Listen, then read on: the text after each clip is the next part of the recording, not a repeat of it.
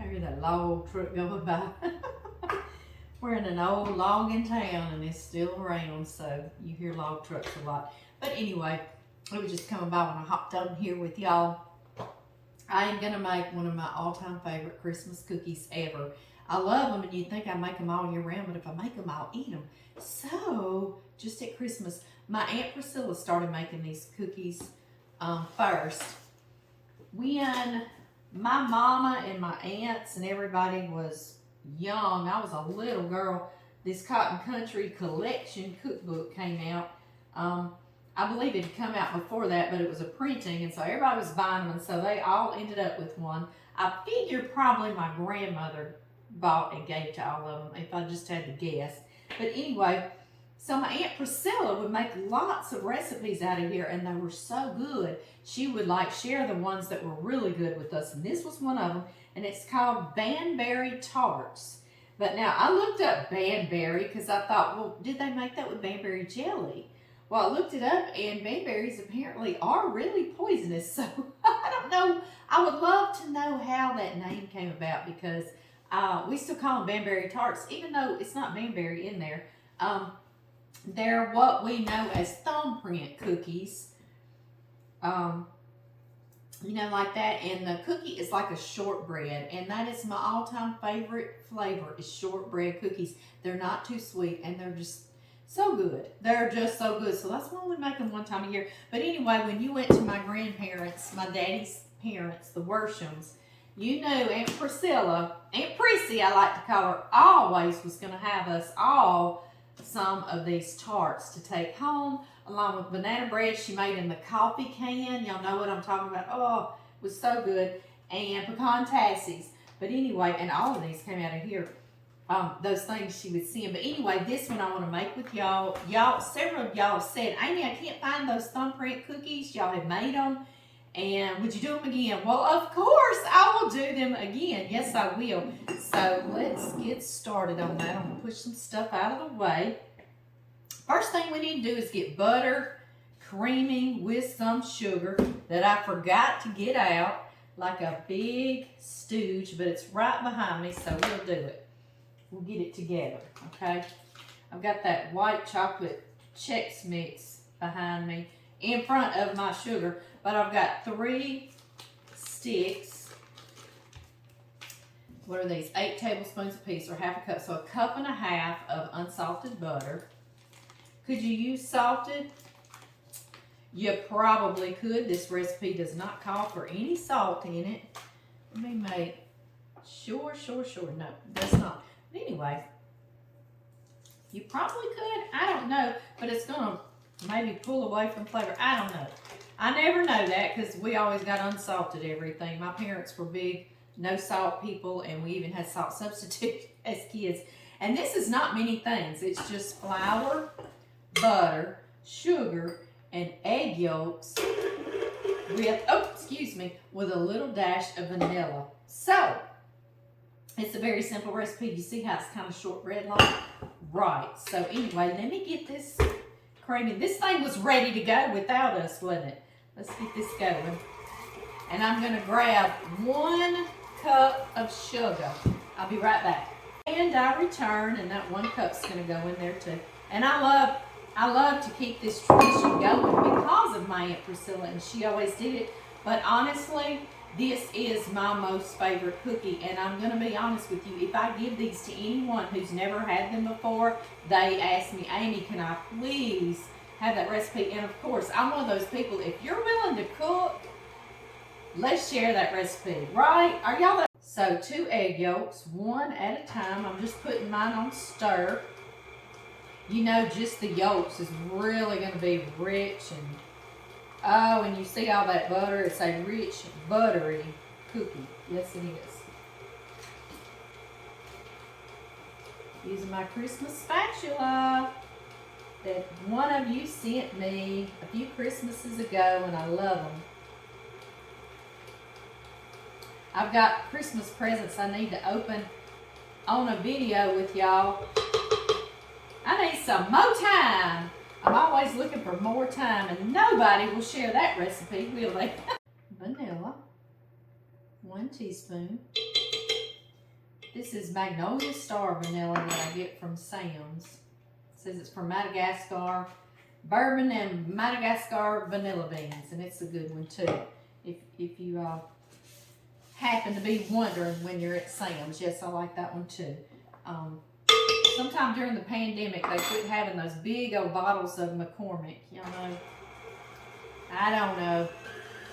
I don't know the reason either. Okay, y'all see what a nice, beautiful, gorgeous dough that is, right? I know, I just had to show y'all, right? Okay, now, this is where I do want to stress a little bit about the flour. It calls for 4 cups of flour, but I had noticed when I was younger, started making this through the years, if I just measured 4 cups of flour and put it in there, sometimes my dough would be a little dry, and when you're pushing your thumb down in there and pushing that cookie out a little bit, it cracks on the edges, you know, and it still tastes wonderful, but it cracks. And so we don't want it to do that. So I did need to sift my 4 cups of flour and then measure out 4 cups of flour. So that's what we will do together. Grab a cup measure out of my drawer. And I still like to measure lightly, like I spoon it in there. Y'all see what I'm doing? And then break off. That's 1. Y'all help me count, because I get to yakking and talking. Y'all know how I do. 2. I'm going over to my daddy's tonight, and of course, he remembers these cookies fondly. We all loved them. 3. So I'm going to take some and share with my sister and my daddy tonight. We love to go over there once a week and drink coffee and catch up with my daddy. Of course, him being here, we see him more than once a week. 4. He just recently hit a deer with his vehicle coming home, and he was right at the house, so he pulled in his driveway and walked to ours. Bless his heart. Sifting. And do y'all notice this? It has no baking powder. It has no baking soda. I mean, isn't that cool? I know. This is a Pioneer Woman sifter, and it's so pretty, isn't it? Of course, you could just use a strainer, you know, one of those small ones, and tap it and shake it back and forth. But this one's so pretty. I love it. It's cheerful. Cheerful in the middle of winter, right? Now that it's sifted, now I will add 1 at a time cups. And we'll see if it's still 4 cups. How about that? And that difference that's why, you know, the European way is measuring or weighing on a scale, and that is more accurate. It really is. But, you know, we here in America, we like to do everything different because we different, right? I know. Sometimes we just didn't need to change what wasn't broken, right? So, okay, let me stir in that 1 cup. I know, but we've got our reasons and all that, right? 2. I notice now that we didn't learn all that measuring system from the European way. Now that's being taught in the schools. And so yeah, here we sit struggling, right? I'd learned it when I was young. I was studying it with Addie not long ago, and I was like, oh, Addie, I gotta learn this with you again, girl. That's our 2. So now I guess we realize we just need to go back that way, so I'll be more universal, right? I guess. 3. That's why a lot of times the recipe will say 1 cup and 2 tablespoons, because it's getting closer to that measurement, that European measurement. Oh, I just got flour on myself, didn't I? Well, welcome to my kitchen, right? That's how I always do. And let's work on number 4. Number 4. I'm still working on it. I don't want to get too much or not enough. Let me try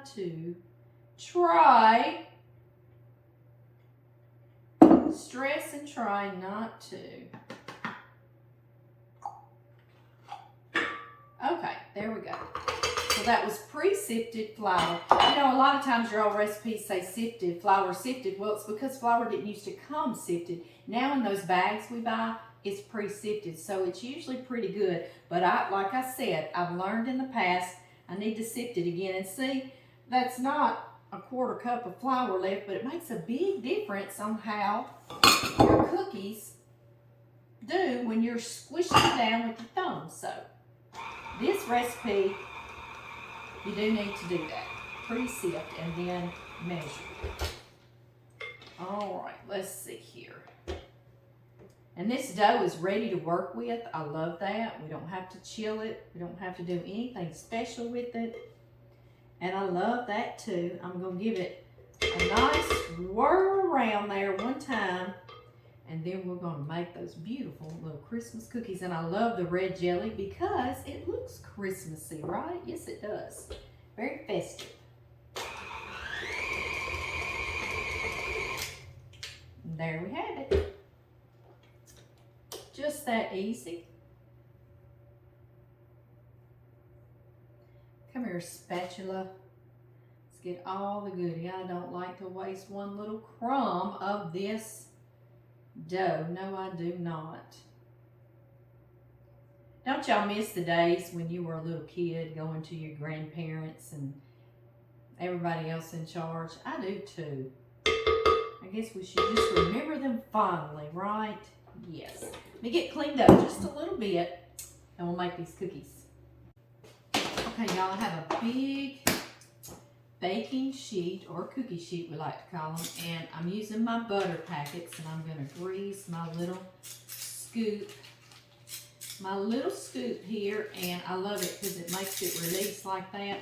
This one is the size of 1 tablespoon, okay? So if you put water in here to fill up a tablespoon, is how I know that. And I've got like a 2 tablespoon, but I love this one because in that book it says make the dough balls the size of marbles, okay? So I'm like, okay, it's about like a marble. So that's all it says there. So I'm trying to be a little more specific than that. You do not have to butter your cookie sheet because y'all know all that butter we just put in here is perfect. Yes, just make sure you do get this scoop full, okay? So they won't be too small. I think he was a little unfull. And I've also got my oven heating to 350 degrees Fahrenheit.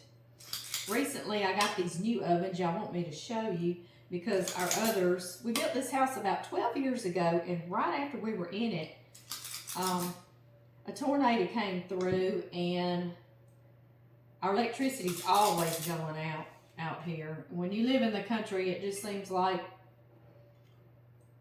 a bug farts and the electricity goes off. You know what I mean? But anyway, a tornado came through and ripped through here, and it made my ovens start acting funny, but we had just bought them. So we're like, whatever. And I know y'all have heard them beeping, like it wouldn't keep them regulated. It would heat up to 350 degrees, then it would go back down, then it would heat back up. So it kept beeping, let me know, oh, I heated back up. So it would cook that way too. So it'd be cooking along, and then it would, and so I've dealt with that for 10 years. And John kept saying, baby, you're doing these cooking videos. We need to get you some more ovens. And I'm like, no, we spent too much on these. No. Well, this few months ago, it got even worse, and they would not work, you know. Sometimes I get one of them working okay and say, well, this one's still good, but it didn't. So finally I said, okay, I give. And they had put them on sale at Lowe's and Home Depot. So we went and got these double ovens, and they are kitchen aids.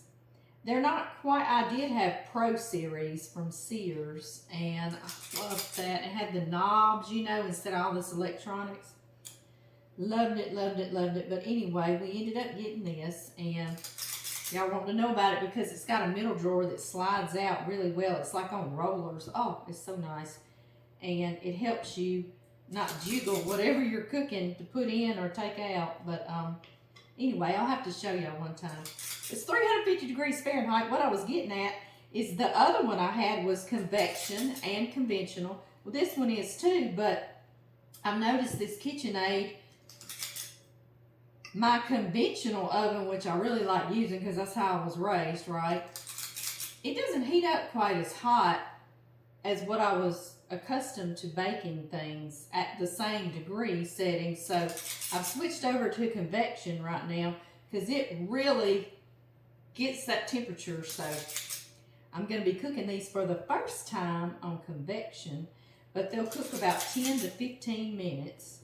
And I usually push it to that 15 minutes because I like them to be more toasty, which this is a very blonde cookie. Honestly, it is, but I usually push it a little closer to the 15 minutes, okay? And I'm going to try, I always say, I'm going to let y'all know how many, and then I forget. So 1, 2, 3, 4, 5. 1, 2, 3, 4, 5, 6, 7. That's 35, and so far. So it at least makes 35, just in case I forget. All right, I'm going to slide that toward y'all. And y'all, my thumbs have nails on them that are too long, so whenever I do a thumbprint, it leaves that little nail mark. So I try to find me something.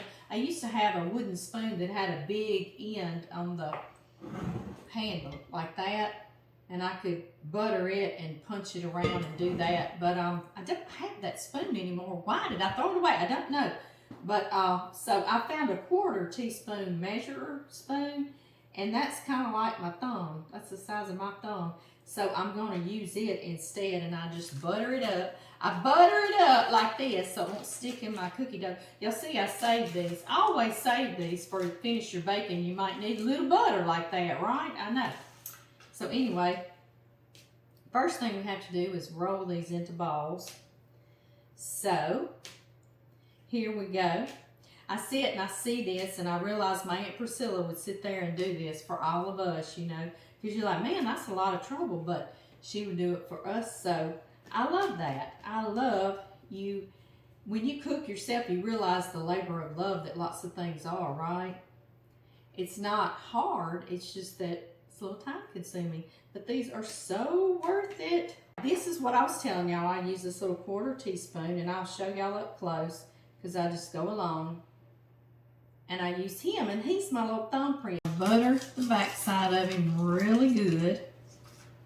And then I use that as my thumb. And I'm kind of holding my cookie down when I pull my thumb back up. I have bought for years red plum jam, but it's no seeds, you know, plums they're gone. So it's red, it's beautiful, bakes up in here really nicely. One that I really love though is raspberry jam, red raspberry jam, and it make sure you get seedless. It's the only thing. Make sure it says seedless, like this one says it real big right there to let you know.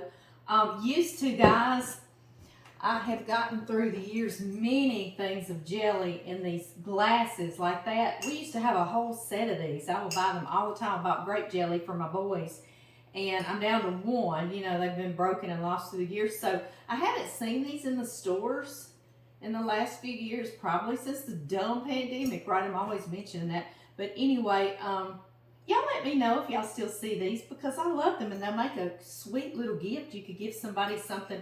It has a canning jar lid. You could can something in here for Christmas, like that sweet cowboy candy. It's the sweet jalapenos or anything, honestly. You could do a little cookie mix or any kind of a hot chocolate mix, you know, and actually can it or give it as a gift. And anyway, you can reuse these. I really love it. Of course, you could drink out of this jelly jar if you wanted to, right? I know. Y'all just let me know because I was wondering about that because I was kind of looking for that in the store and I couldn't find it. And this is another thing I want to stress. I've learned through the years, you used to dip out a little bit of this and put it there, you know, but it wasn't very smooth and it took 10 forevers. So this is something I've learned through the years. 10 forevers, that's a long time, isn't it? I know. Sometimes I exaggerate just a little bit, right? I whisk it. You could use a fork if you don't have a whisk. And you see how it sort of makes it syrupy, okay? Yeah. that's how I like to do it, to put in on these cookies, because it just comes out better, because I like to pipe it on there instead of a little spoon every time, okay? So piping it helps it to go way quicker, but I learned through the years not to just put the jelly in there without stirring it, because you see how it literally turned into a syrup for me, and now it pipes really easily, and I'm just putting in a little disposable sandwich bag, right? Grab me some scissors, and I'm just gonna snip the tip. Make sure I don't get that in my cookies, right? That would not taste good, right? I mean, I just put a little bitty snip right here on the end. See? Just a teeny tiny snip. Now, I pipe a little bit. I like to pipe just a little because, y'all, if you let these bake and the jelly's not real thick, it actually almost candies that jelly.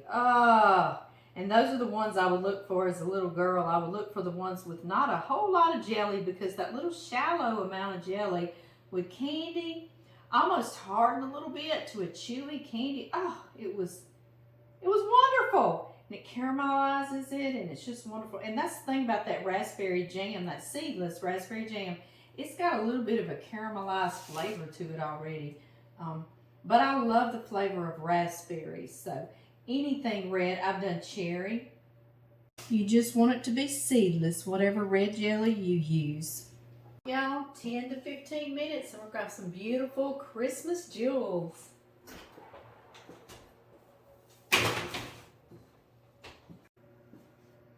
All right, y'all, it made 27 more little thumbprints.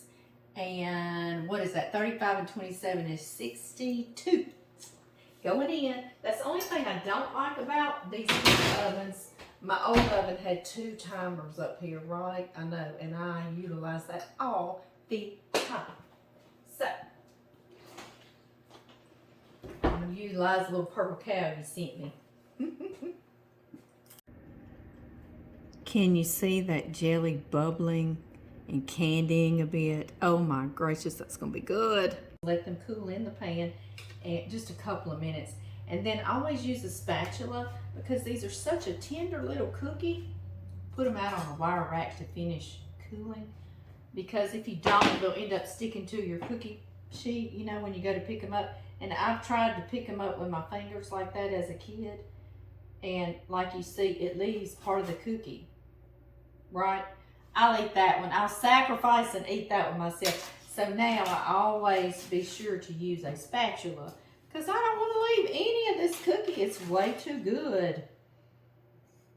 Oh, y'all, let me come show you up close. Y'all want to bite?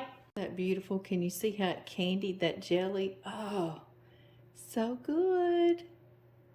Let's taste it.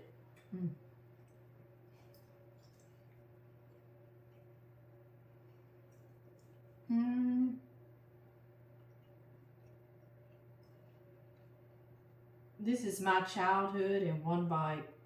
I used to say this was my favorite cookie in the whole wide world, but I'm not eating cookies from the whole wide world, right? So this is my favorite cookie from my childhood.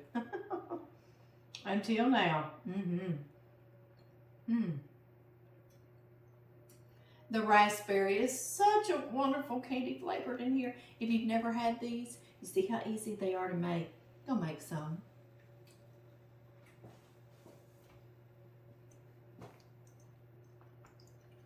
I texted my sister, Ginger, that I was making these, and she said, ooh, yum, because she knows I'm taking them over to my daddy's tonight with coffee.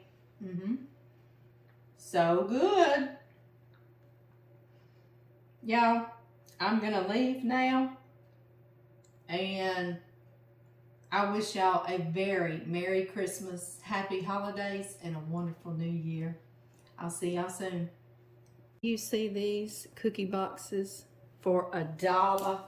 For $1. I love to use these. I found these at the dollar store pre-pandemic. That's how long I've had them, but they're wrapped up. They're nice and clean and in order, so I'm still using them because when I see something like that, 2 cookie boxes for $1, that's 50 cents a piece, right? I know. So I bought many, and I'm gonna fill these because one of my daughter-in-laws loves these cookies and she hasn't had them in a long time. Sweet holiday wishes stickers. How cute is that? So I'm going to load some up for her, and the rest I'm taking to my daddy's. I'm gonna leave this time. I know I keep saying that. Y'all know. I know y'all probably always watch like, she's not really leaving. No, she's not. No, she isn't. Okay, I'm gone.